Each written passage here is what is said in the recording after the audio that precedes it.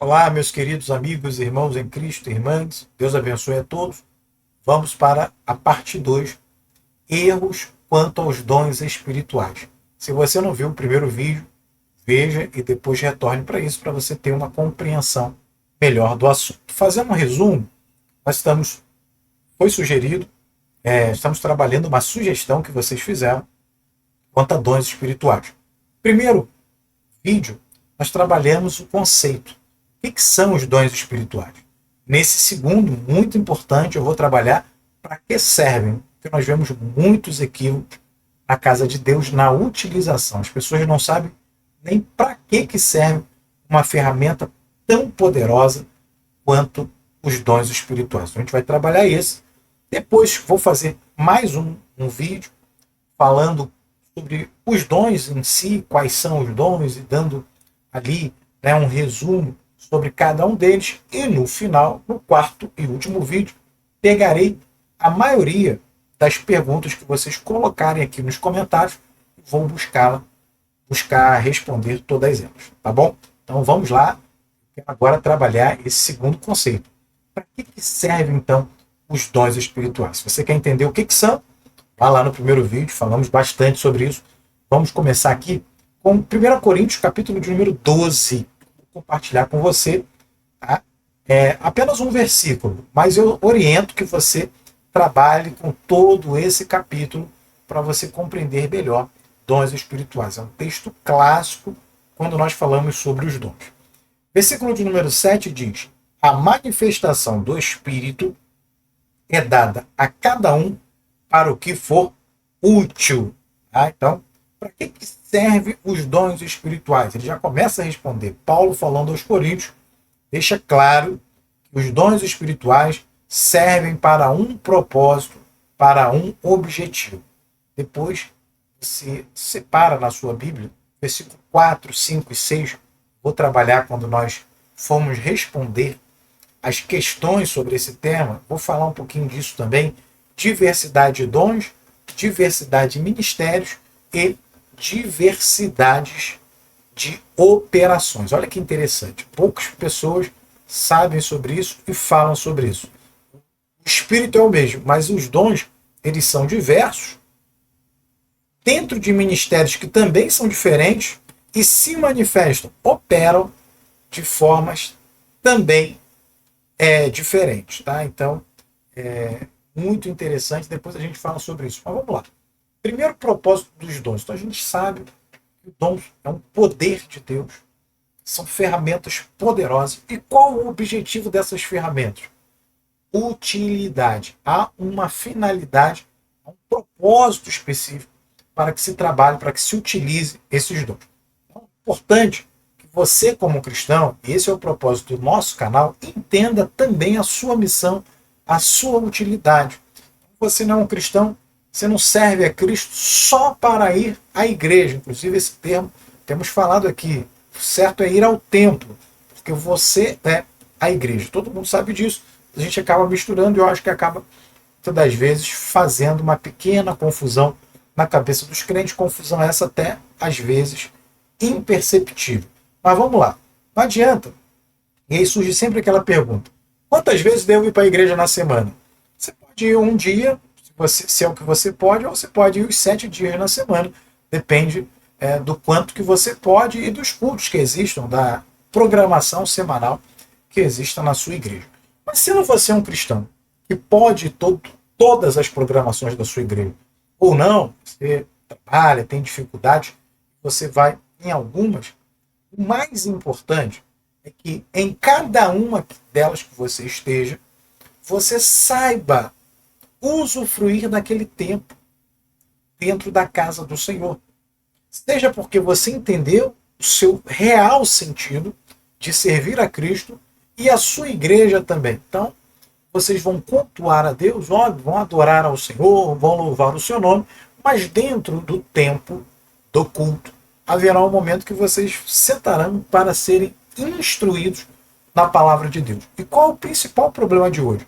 Que as pessoas vão à casa do Senhor, vão ao templo e chegam lá, recebem doses e mais doses de emocionalismo, uma pregação muito superficial, mexe ali com as emoções, palavras simplesmente motivacionais, palavras inclusive que geram no coração do cristão uma falsa percepção do que é o evangelho, trabalhando muito com o materialismo. Né? Olha, você vai ser rico, você vai ser lindo, você vai seu casamento e você vai ser curado. E não que Deus não trabalhe, como temos falado aqui dia após dia, Deus trabalha em todas as áreas da nossa vida.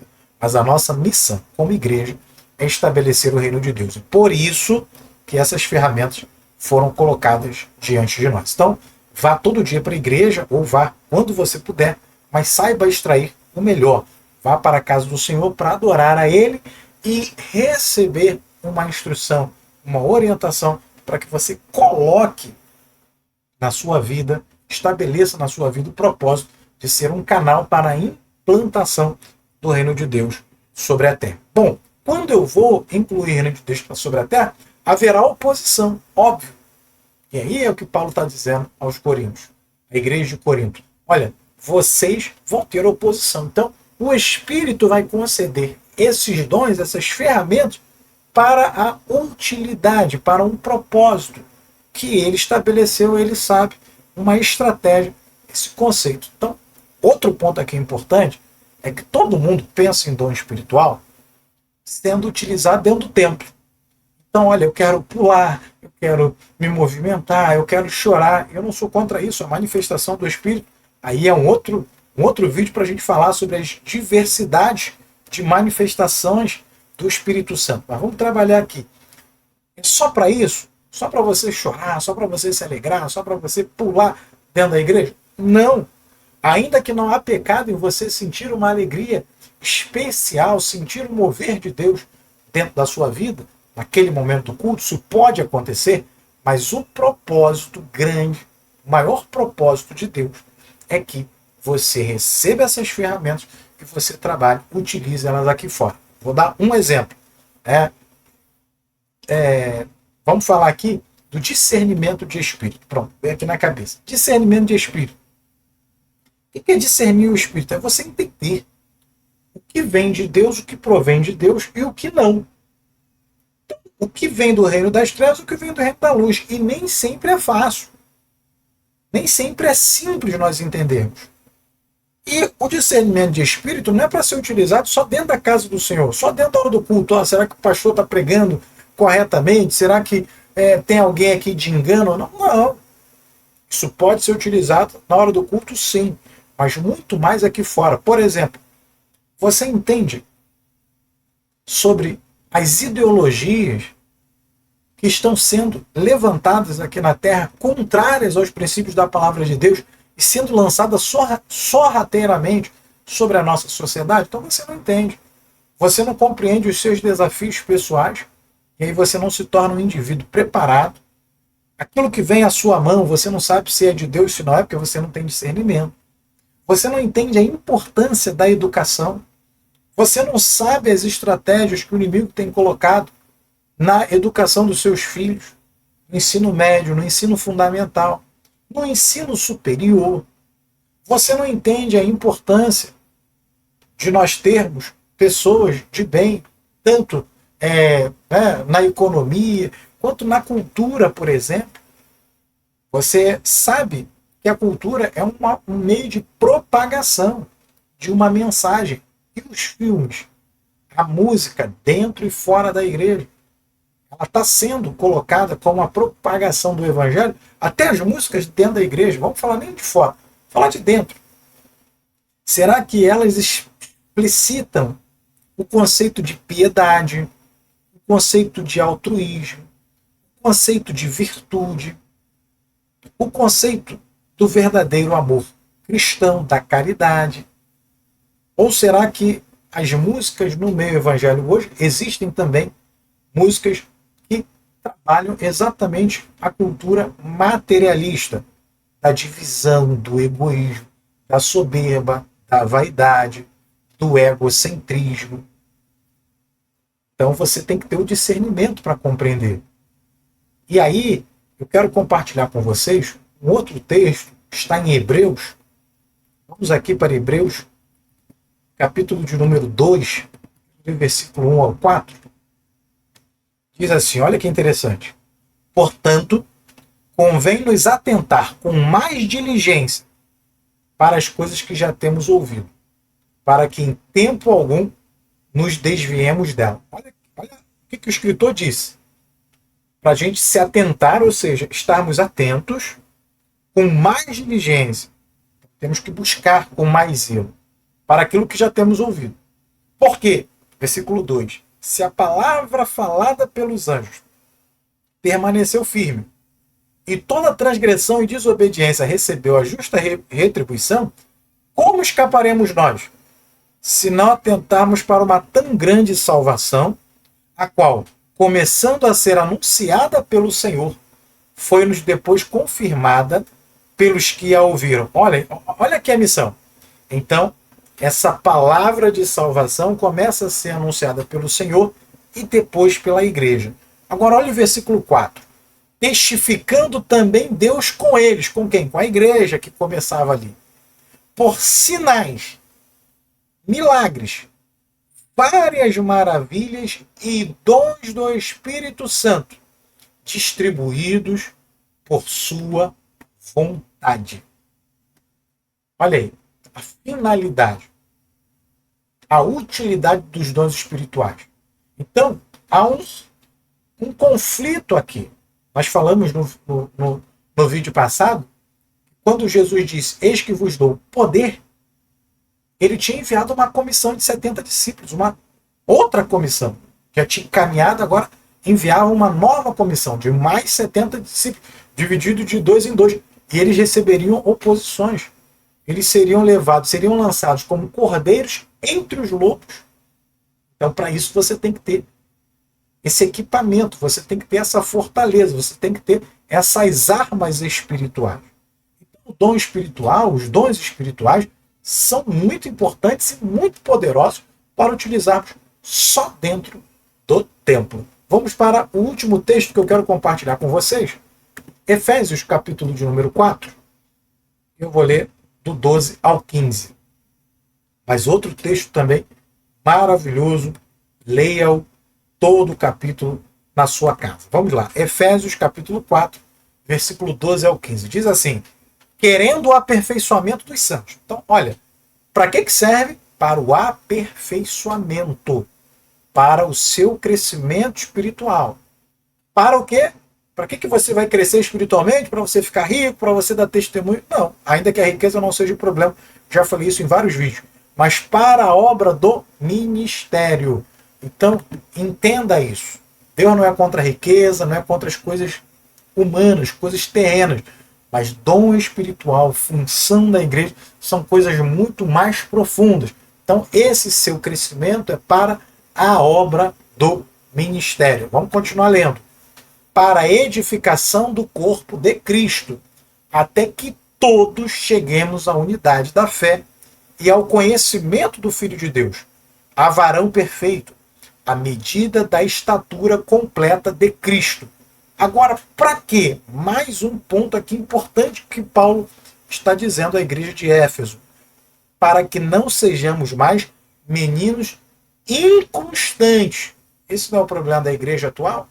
Pessoas inconstantes. Uma hora está de um jeito, outra hora está de outro, vai para um lado, vem para o outro. Levados em roda por todo vento de doutrina, pelo engano dos homens que com astúcia enganam fraudulosamente. Antes, seguindo a verdade em amor, cresçamos em tudo naquele que é a cabeça, Cristo. Então olha aqui de novo versículo 14, para que não sejamos mais meninos inconstantes, levados em roda por todo o vento de doutrina, pelo engano dos homens que com astúcia engana fraudulosamente. Então esse engano, inclusive, está dentro das igrejas, das denominações, e aqui eu não estou dizendo que a sua igreja é ruim, ou é boa, ou só a denominação A, B, C que são as melhores, nada disso. A corrupção pode se originar em qualquer lugar.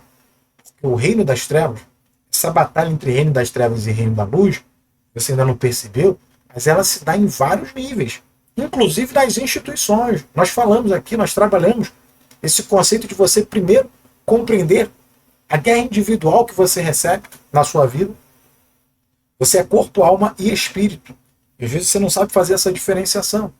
Depois essa batalha se eleva para instituições como família, como igreja, templo, aqui, denominação, instituição humana. Tá? Outras instituições culturais, como a escola, por exemplo. E por último, ela vai chegar nas nações. Porque o reino das trevas e o reino da luz, como eu sempre digo e repito, eles querem o controle das mentes e corações humanos. Então, essa é a guerra, essa é a batalha.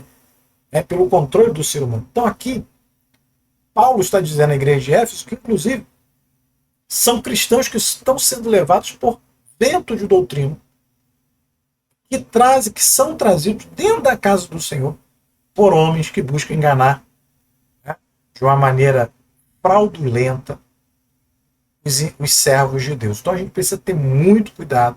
Então, para que servem os dons espirituais? Para resumir, é uma ferramenta que me equipa, que me prepara, que me edifica, que faz com que eu cresça espiritualmente, para que eu consiga enfrentar as batalhas individuais que eu travo, que eu consiga defender a obra do Senhor, consiga, por fim, levar esse Evangelho de Cristo, destronar o inimigo de nossas vidas, né? Tirar as pessoas que estão lá fora das garras do adversário. Então que a gente possa agradecer a Deus e saiba utilizar essas ferramentas. Eu falei de uma delas, discernimento do Espírito, não dá para falar de todos, mas no próximo vídeo eu vou trabalhar cada uma dessas ferramentas de uma maneira bem sucinta, óbvio, para que não fique muito extenso o vídeo, mas a gente vai falando. Se você tem dúvidas, não esqueça, comente, para que a gente possa tirar, buscarmos diante da palavra de Deus. Veja, tudo que eu falo aqui, estou trazendo versículos, estou trazendo textos, para que você examine com mais calma quando você tiver um tempo maior, tá? Mas para o seu crescimento espiritual. Então não vá para a igreja sem propósito. Entenda qual é o verdadeiro significado de ser um cristão. Não esqueça, se inscreva no canal, compartilhe, deixe o seu like e não esqueça mais uma vez que Deus te abençoe sempre.